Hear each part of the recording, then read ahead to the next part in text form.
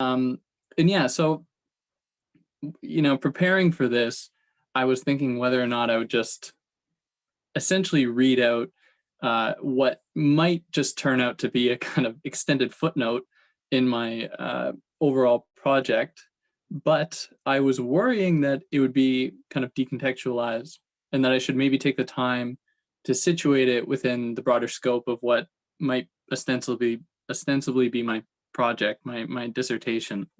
So I want to do that. I want to give you a little bit of a kind of a brief overview of what the project will be and how this fits within it before I lay out what this is or present what this is, because this is also kind of short. So it'll be a little bit of this is my effort to fill in some time.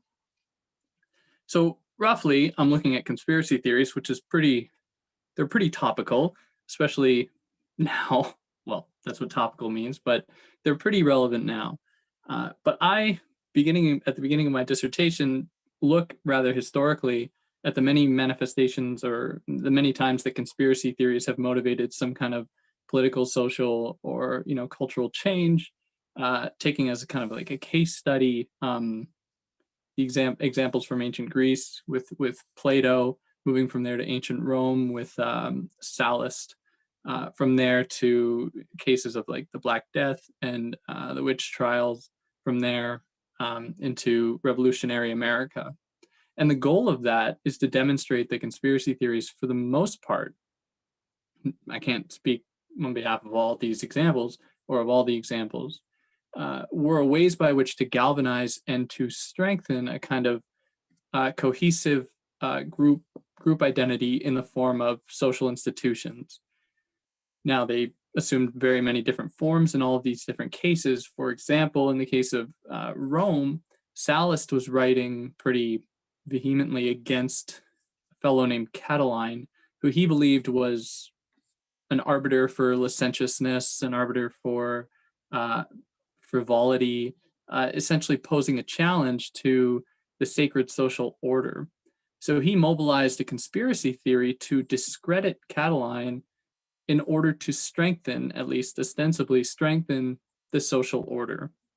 Now, if we jump to today, we don't really get that side of things in terms of conspiracy theories. Conspiracy theories, for the most part today, appear to be mobilized, at least I will say regulatively, that is how they appear, to be mobilized by individuals who feel like their individual liberties are being threatened. And they actually see institutions as being the threat instead of the conspiracy theory being a way to strengthen and to vitalize and revitalize these institutions. So we see, and this really is the case most, I guess, most specifically in America, where these libertarian conspiracy theories demonstrate a fundamental reversal, and this is primarily due to the fact that for millennia, only the richest, most powerful people could be espousing these conspiracy theories and have their ideas extend throughout time. So they're the only real examples that we still have.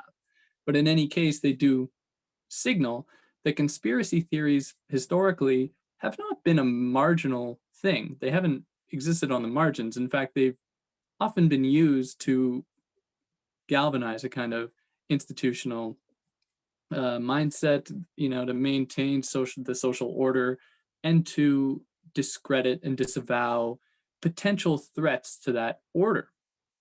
Now, what I'm going to look at today with this essay is how there are these scholars out there, and I'm going to be a little bit more polemical in the way that I'm talking about it today than I would ever write.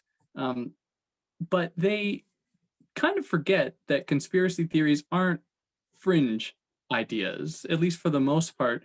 They tend to think that conspiracy theories are just these, marginalized things that have seeped into the social fabric, and they present a problem because of that, without recognizing that the social fabric is very much indebted to conspiracy theories for giving it a kind of possibility, at least historically. So I use this what I'm going to present falls into what would be my second chapter, exploring conspiracy theories today quite broadly, before moving into like looking at specifically the critical approaches to conspiracy theories, and then from there trying to consider how conspiracy theories shouldn't be evaluated in terms of their veracity, their possible truthfulness, but instead should be considered in terms of the locations from which they emanate and what that can necessarily mean for group solidarity and political action, if conspiracy theories, in short, can be used for good, or if they can be a tool for marginalized groups to call attention to, I guess, systemic forms of oppression that don't lend themselves to very easy analyses, or don't necessarily lend themselves to um, easy explanations. And that is chapters 3, 4, and 5 taking on that question. So yeah, I'll jump now into this after I probably just made everything a little bit more confusing, but anyways. So, and a lot of people are saying, which is the title of Nancy Rosenblum and Russell Muirhead's book, they wrestle with the circulation of conspiracy theories in the Twitter age. Specifically, they posit a fundamental transformation of conspiracy theories into conspiracism. So, conspiracism for them are conspiracy theories without the theory. Now, they take Donald Trump as their archetypal conspiracist, not conspiracy theorist, because of his incessant espousal of conspiracy theories without any evidence, without any data, without any kind of real analytical rigor. For example, when pressed on the legitimacy of his claim that then President Barack Obama was not born in the US, he merely attributed its proof to surreptitious figures that had, quote unquote, incredible information about Obama's history. And we can, if any of us look back at any of his interviews, we can find examples of this. What Donald Trump was saying was essentially that, oh, well, I have these people doing this stuff. You won't believe what they're finding, but he never actually presents data. Now, that is for Rosenblum and Muirhead an example of conspiracism, because there's no evidence. It's just appealing to or citing these kind of clandestine authorities on the matter that doesn't have any epistemic credulity. It doesn't have any legitimacy. So the deferral of responsibility to unnamed figures is a staple of conspiracism that does not depend upon the acquisition of data and statistics or facts, nor on the drawing of connections. It instead intensifies as a function of its circulation. So the more people that espouse it, the more likely that it will be taken as true, and therefore the more likely it will continue to spread. So it has nothing to do with its legitimacy or its analytical rigor. It instead just gains traction just by it spreading through the Twitter sphere in this case. So Rosenblum and Muirhead locate this phenomenon squarely within the Twitter age, where tweets and retweets occur at a rate as yet unparalleled in human communication to some extent. Now, in a few moments, the idea that deep state cabal of child predators can become a piece of national news without credibility, as just one example. So such is potentiated by the speed of communication afforded by Twitter and other social media. Of course, Rosenblum and Muirhead trace its roots to a few decades ago when dark money began to flow into American politics, and that's a whole thing in itself. But they are clear that Twitter and other social media marks conspiracism's emergence, its genesis. And its speed allows conspiracism the benefit of perpetual transformations. Layers can be added to the conspiracy theory turned conspiracism in such a way as to make validation and fact-checking particularly difficult. They can then easily permeate like a miasma with little resistance. Miasmic. Conspiracism is not only determined by the speed at which it is transmitted, however. Rosenblum and Muirhead are clear that conspiracism is a decidedly conservative phenomenon. They write, and I quote, The partisan penumbra of the new conspiracism is indisputably conservative and Republican. And if I haven't been clear, we're really talking about this squarely within the United States. While those on the left are drawn to classic conspiracism, or conspiracy theory with the theory, or conspiracy theory with evidence, according to them. Additionally, they locate among conspiracists a desire to overturn democratic institutions that are often responsible to maintain accountability, justice, and knowledge. So it is in conspiracism's interest, and how they have their representatives within the Republican Party and the conservative wing of the American political spectrum. It is in conspiracism's interest to undermine these institutions, and so it makes an appropriate bedfellow with these conservatives who look upon such institutions with disdain. And all of us are privy to the for many years, the attacks against, liberal academic institutions for pushing a so-called, liberal bias. I guarantee we've all heard some derivative of that complaint. So they conclude their book by drawing attention to the threat of conspiracism against legitimate epistemic sites of authority, like academia. In their words, and I quote, "Where the new conspiracism extinguishes common sense, there can be no argument or negotiation or compromise, all of which require some shared terrain of facts and a shared horizon of what it means to know something. Conspiracism compromises not only what people can know, it undermines the very foundation of how people acquire legitimate information at all." This is essentially what Rosenblum and Muirhead argue over the course of their book. Now, this was all just kind of brief summary of what their book was about. There is a little bit more to it, but I don't have time to give a whole big plot summary here. Now, I want to challenge what they claim on three broad fronts. Firstly, I want to engage with the raw data on Twitter users to show that they compromise a significant minority of the population. And within that population, a significantly smaller percentage of users actually tweet or retweet. And how these data problematize the apocalyptic vision that Muirhead and Rosenblum construct about the Twitter age and it fostering conspiracism. Secondly, I want to engage with the historical continuity of conspiracism to demonstrate that the phenomenon they are describing, just to recap, describing a situation in which conspiracy theories are put forward without the theory, ostensibly having no, epistemic legitimacy, not using facts, data, anything like that, just using, non-evidence. I want to demonstrate that that has actually always been the case for conspiracy theories. And it's strange to me that they put forward this new idiom, this kind of critical way to look at conspiracy theories, when in fact it seems like this has always been the case. So the risk I identify here is that by locating this problem squarely among conservatives, they fail to acknowledge that conspiracy theories permeate quite a lot, also among left-wing academics and politicians and intellectuals alike. And so we risk kind of rendering ourselves or our view myopic if we don't consider this more holistically. That is, if we don't consider the ways that conspiracy theories sort of invade so many different echelons, so many different spheres of society.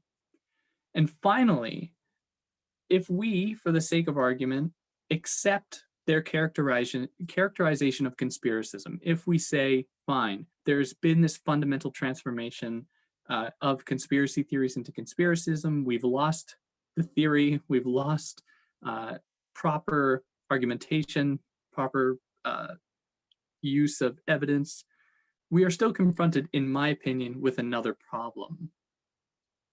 And this is that for them, the issue of epistemic fidelity eclipses the other problems found in both conspiracy theories and conspiracism. Most notably, how conspiracy theories and conspiracy theorists can often use conspiracy theories to promote pretty racist sexist, xenophobic messages. And their project, when they almost valorize conspiracy theory proper because of its use of theory, it almost sounds like what they're trying to do is make conspiracy theories great again. Like they're trying to harken back to a time that uh, I'm not totally sure was ever there, but it glosses over and kind of whitewashes conspiracy theories where when they say, oh well, at least they had like this reputable epistemic or kind of legitimacy attached to them. By saying that, it sounds like they're saying, oh well, then they're better, even though historically we can see how these theories have been so often used at the expense of marginalized communities, be they the Black population in the United States or the Jewish populations all over the world.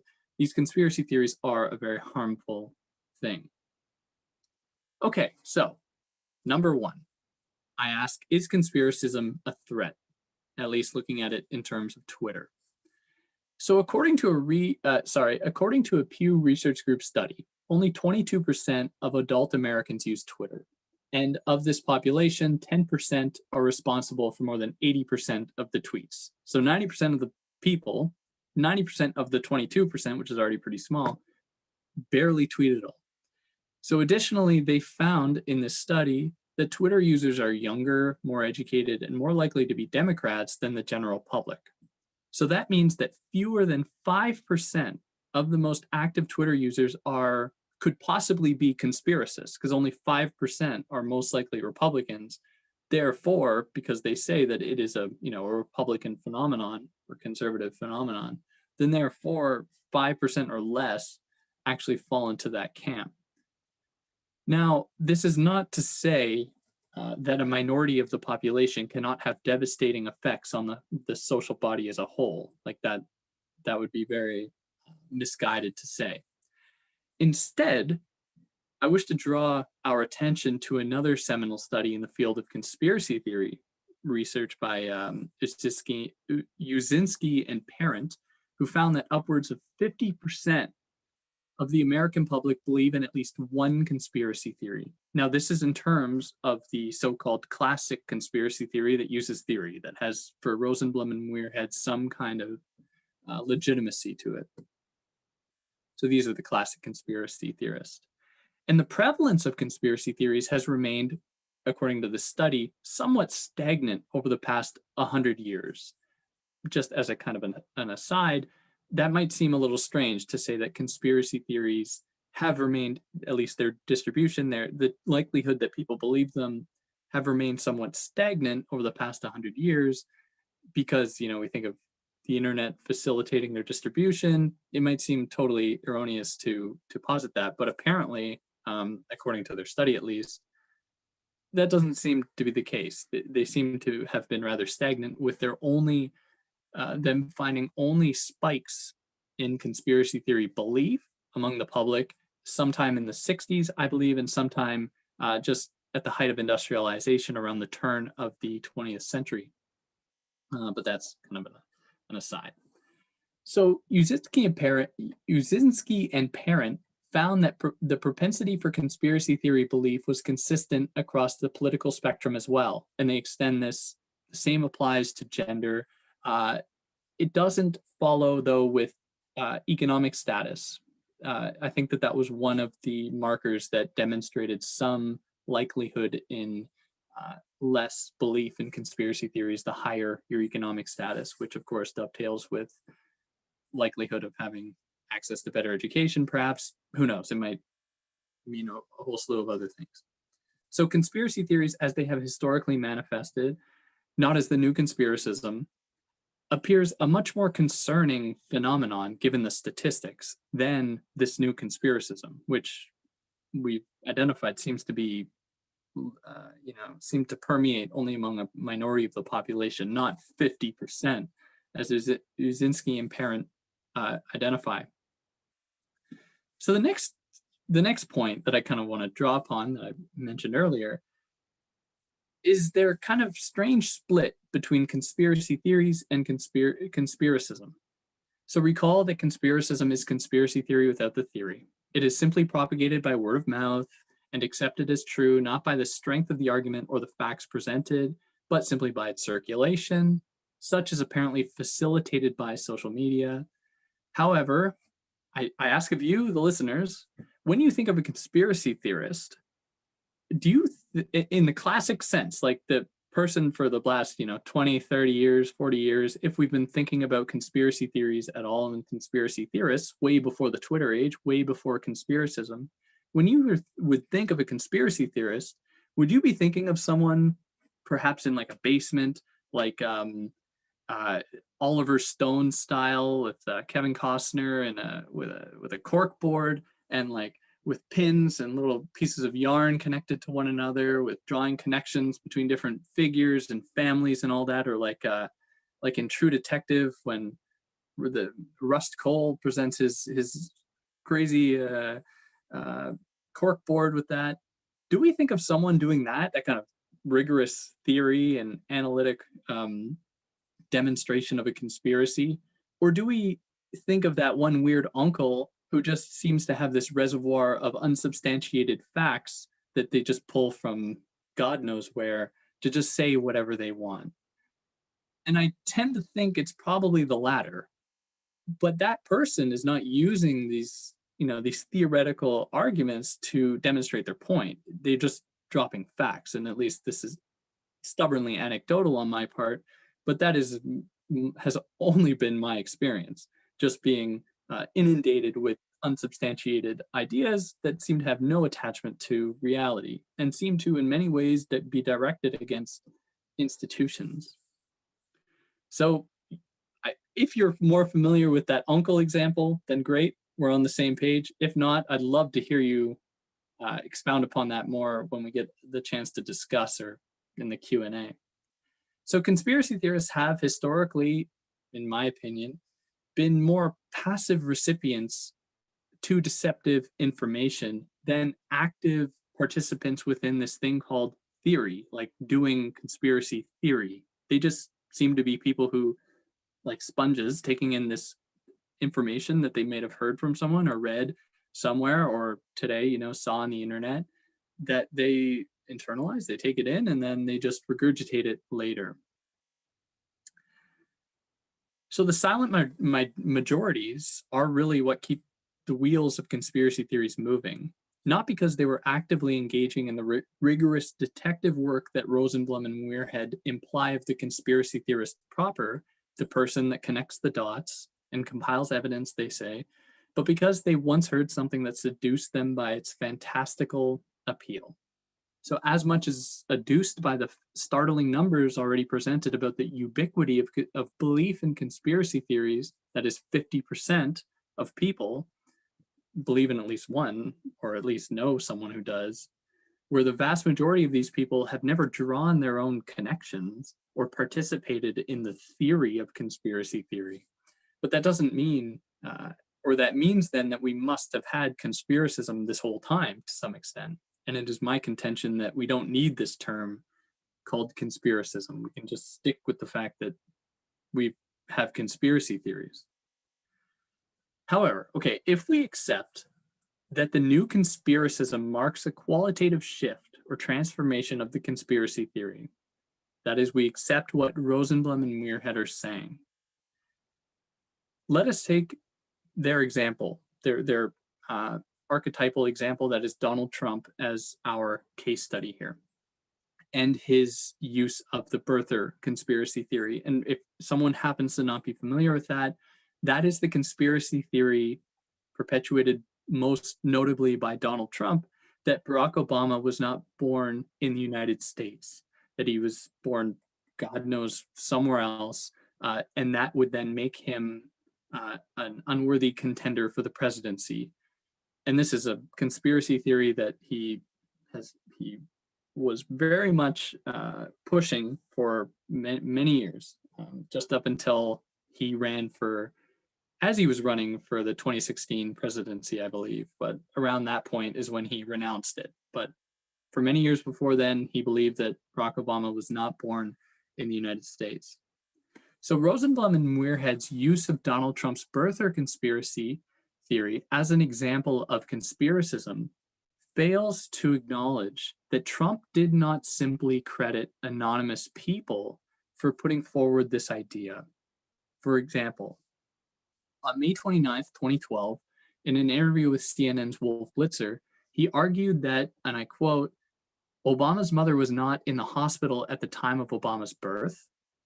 Now, more than a year later, on December 12th, 2013, he tweeted, quote, how amazing, the state health detector who verified copies of Obama's birth certificate died in plane crash today. All others lived.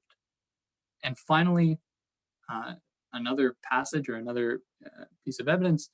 A year later, on September 6th, 2014, he tweeted, and I quote, attention all hackers, please hack Obama's college records. Destroyed, question mark, and check place of birth.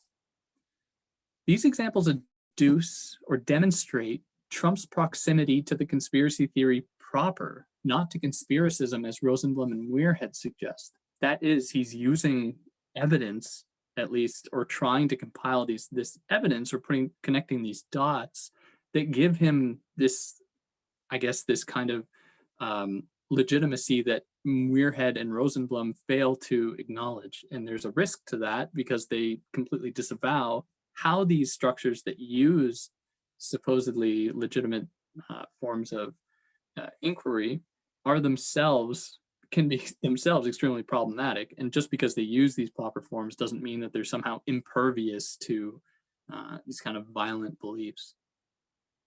So in these examples, Donald Trump is connecting the ostensible dots to form this narrative, a marker of the conspiracy theory. So Trump is only the tip of the iceberg for this phenomenon, however. In recounting the trajectory of the birther conspiracy theory, Benjamin R. Warner and Ryan Neville Shepard reveal that it resembles much more conspiracy theory proper than this new conspiracism. They write, and this is a long quote here, they write, the birther conspiracy theory formally began when supporters of Hillary Clinton circulated an anonymous email in the final months of the 2008 Democratic primary, suggesting that Obama was born in Kenya. By June 2008, other versions of the narrative suggested that Obama was born in the United States, but ineligible for automatic citizenship due to the strict immigration laws at the time, or that he accidentally forfeited his US citizenship when his family moved to Indonesia while he was a young boy. So it appears that, now this is back to my words, so it appears that the birther conspiracism was still connecting these dots using theory.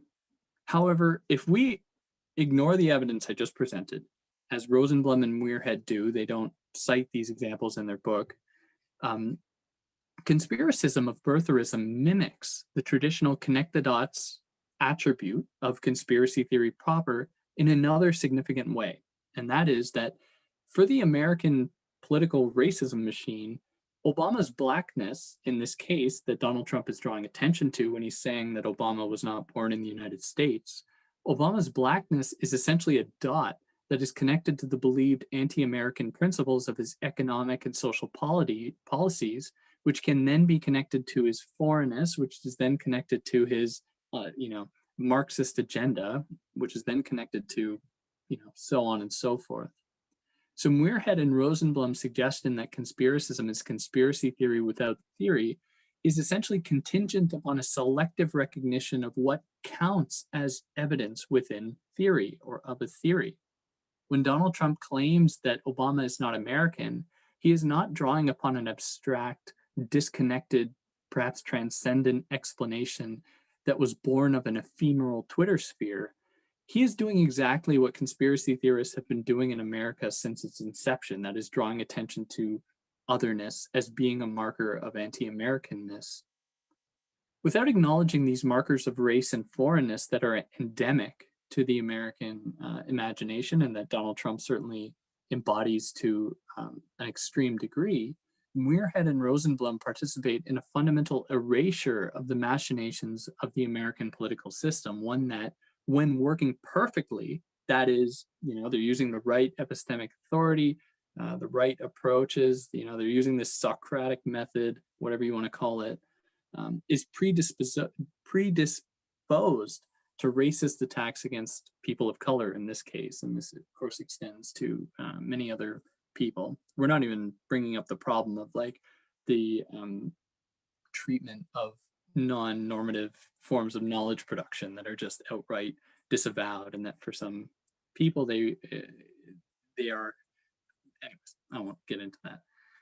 So they don't need, in my opinion, to put forward their complicated theory of conspiracism to make sense of birtherism, that conspiracy theory.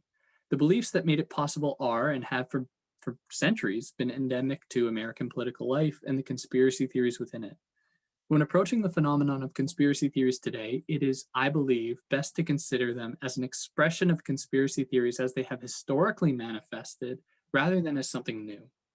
So I believe that Rosenblum and Muirhead's valorization of the traditional conspiracy theory as being almost more desirable, like being more legitimate for its use of theory, fails to acknowledge the way such theories have been used to justify some of the world's most significant atrocities, and the way that conspiracism is still blatantly tethered to such a method.